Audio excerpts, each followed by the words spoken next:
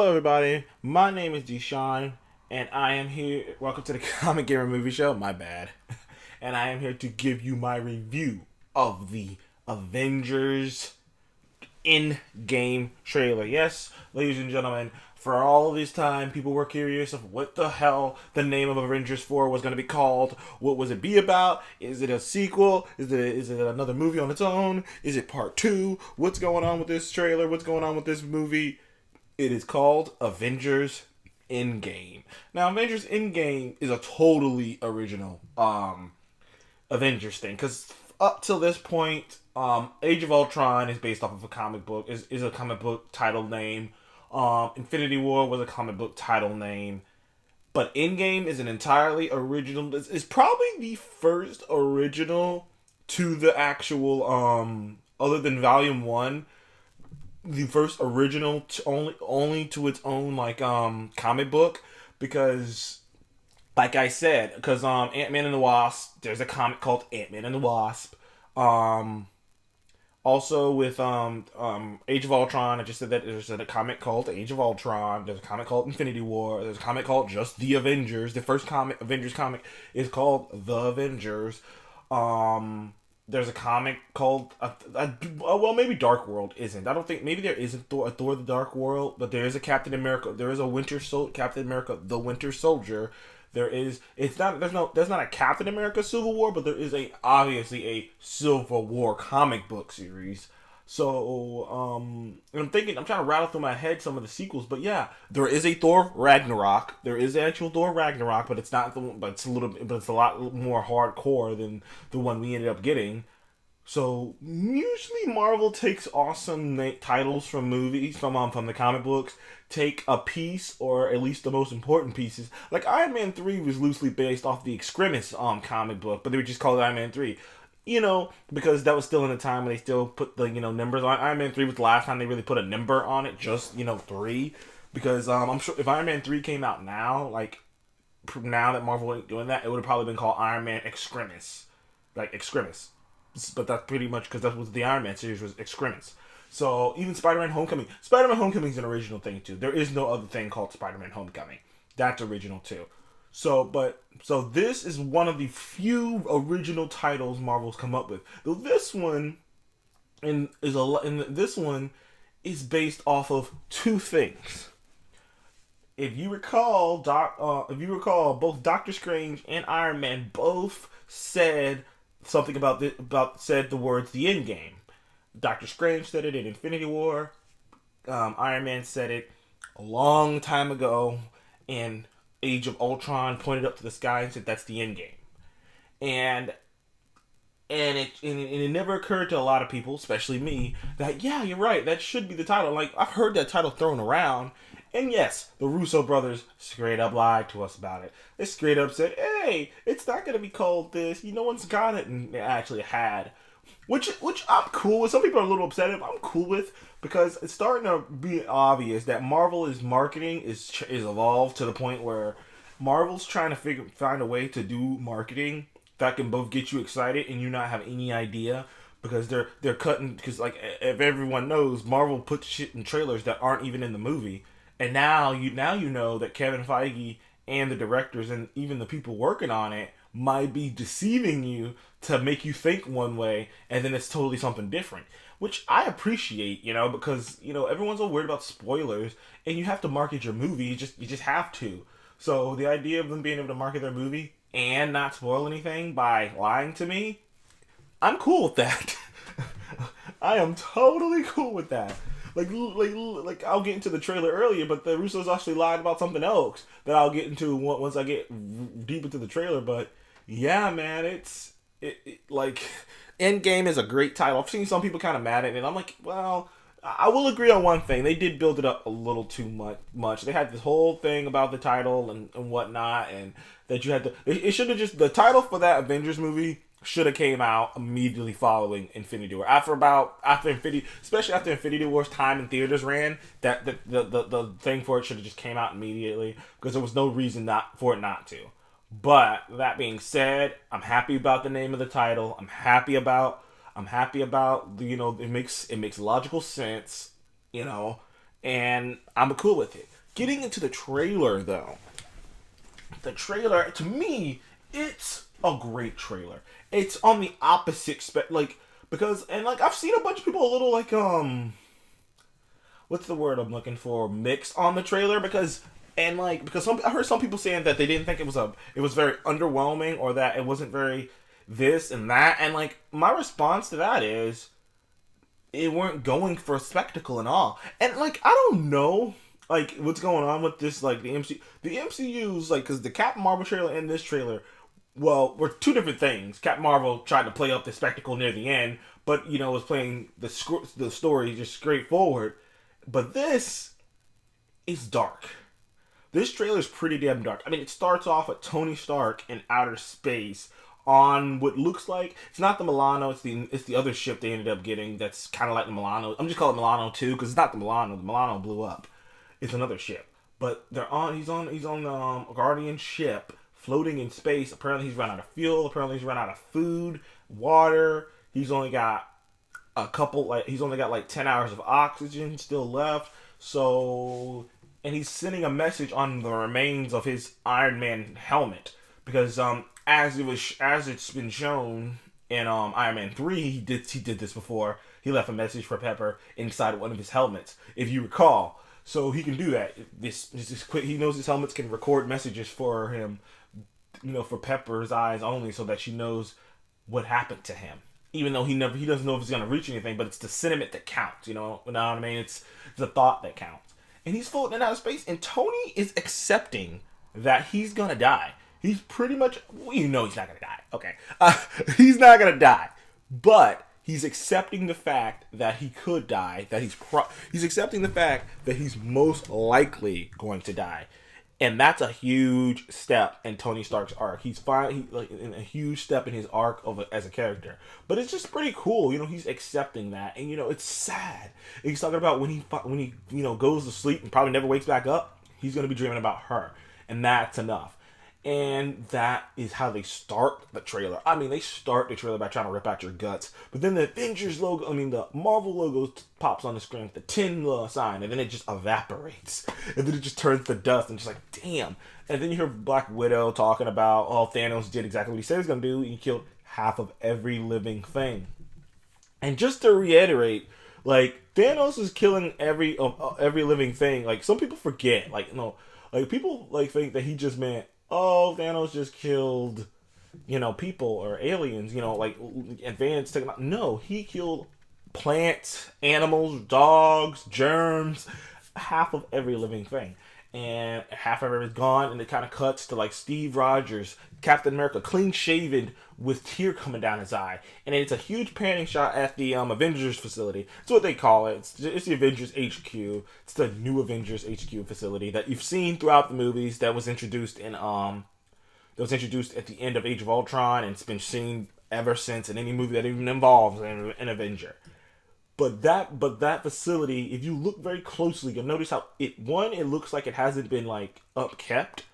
Like there seems like it's grass. The grass has gotten a little high. There's no cars. There's only like one or two cars in the parking lot. And you gotta remember, the Avengers facility was a huge like facility with like hundreds like two with almost like 200 people coming and going throughout it. I mean, it's like so it's a pretty big facility, and the fact that there's only two cars in that parking lot, the grass is high, you don't see anyone coming and going through there, you don't see anyone inside at all.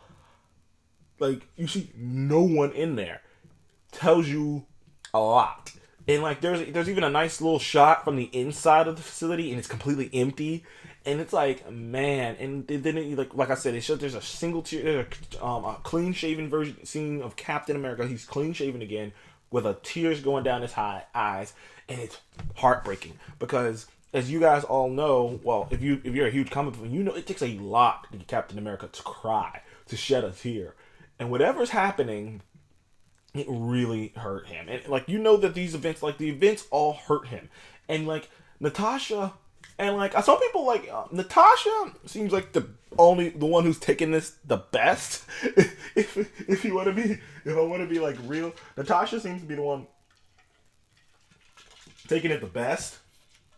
Not like she doesn't care that all these people died, but it's not killing her. like it is Steve. Like Steve's like crying, and Bruce is looking at the images of people that they lost, which shows Ant-Man and state. Now, this is my thought, because everyone just assumes that, like, everyone thinks that all these images are like unified together, like they're all missing people. But from what I've seen, because Ant-Man, because if you notice on the right where you see Shuri, which I'll get into in a second, Shuri, and then it changes to Peter, but the Scott Lang one stays the same. Ant-Man's image never changes with the other image, which leads me to believe that which leads me to believe that they're not that the Ant-Man is one that they're completely and utterly not sure about, and these other two they believe are dead, but they're gonna just put missing because they don't know for sure. Because Ant-Man's one stays the same. Get to that later. But Shuri, another lie by the Russos. They said she was alive, dead. She's definitely probably dead. Like, there's no way around that. She wouldn't be missing. They've been in Wakanda. Like, Shuri would be the first person to be there. And there's plenty of sign. There's she'd be the first person to be there. They kind of have another shot to Thor, who's sitting in this room with like casual, Earth clothes on, heavy duty clothes on, and he's just chilling, and he's looking to kind of depressed too. He, like, as many people have already pointed out, he probably still feels a little bad about he still feels a little crappy about how he could have ended Thanos' reign, how he could have done it himself, but it just did not work out, and he should have went for the head. And then it cuts, and then and then Captain America has this speech going on about talking about how much we've lost. We've lost friends. Then he says we've lost family. And then it cuts to Ronan, a back shot of Ronan. You wonder who it is? Ronan, who's Ronan? And he says we lost ourselves. And that's a part of his speech that I haven't heard enough people talk about, is the part of losing themselves. And then it cuts, and Jeremy Renner, Hawkeye, emerges underneath that Ronan mask. And it looks to me, and it's exactly what it looks like. He's out in Wakanda, he's out in Japan, killing Yakuza. For what reason is he killing Yakuza? Nobody knows. But he's out in Japan, massacring Yakuza left and right. And like I said, for what reason is he massacring Yakuza? Who knows? But, I mean, it's hard to tell, but he's out there killing Yakuza. And my suggestion, and I've seen a couple other people suggest too, is that when you cut the world in half, take half of the good people, half the bad people, that leaves a lot of opportunity for the bad people, especially if you took some key good people out of the picture. Like, I wouldn't be surprised if the Yakuza are trying to make a power play to just take Japan all the way over. I wouldn't be surprised if a lot of freaking organizations didn't make a play to try to take the world over. Like, the world needs the Avengers more than ever before. And with the Hawkeye stuff really hammers home the fact that I'm sure this thing takes place 2 to 3 years later. Maybe not a long time later, but at least 2 to 3 years, because these characters all look like they've been soaking in this. Captain America's clean shaven and back in the facility, which I know half of the government's gone, but they still remember what he did, which means they just forgave him for that, because there's like, things are just so bad, we need you. But that shot, Hawkeye, it's crazy that Hawkeye was the biggest standout of this trailer as an individual character. Outside of, obviously, Captain America. It's crazy, Captain America, Iron Man, and Hawkeye were the standouts of this trailer. It was cool to see him. He had this badass sword. He had the look on his face. Jeremy Renner did a great job of acting here. I can't wait to see this scene play out when I finally see it in April. By the way, it was moved up a week again. So we get to see it sooner.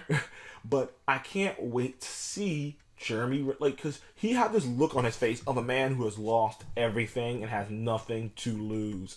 And that is a scary man. And as you know, the scariest men are the men who have nothing to lose, and he has jack shit to lose. And he's in Japan murdering Yakuza.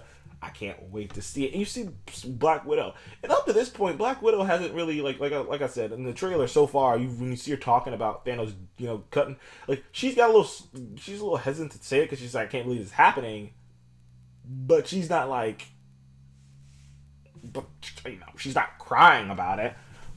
But seeing Clint like that affected her. The look on her face of what in the hell are you doing? That was a very impactful look on her face. Like, what are you doing? Why are you here? Why are you doing this?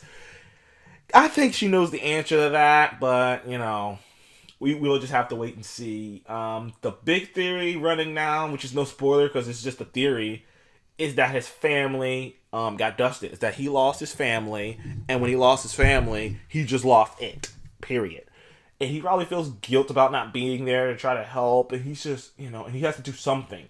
That's why I'm like, that's why some people are like, oh, is he killing this? No, he's killing Yakuza members because he's just got to do something with himself, and that's probably his option. And then it cuts to Gamora on the ship too, which I said I'd get back to Gamora. I believe Gamora is on the same ship with Iron Man. I think they're on the same ship.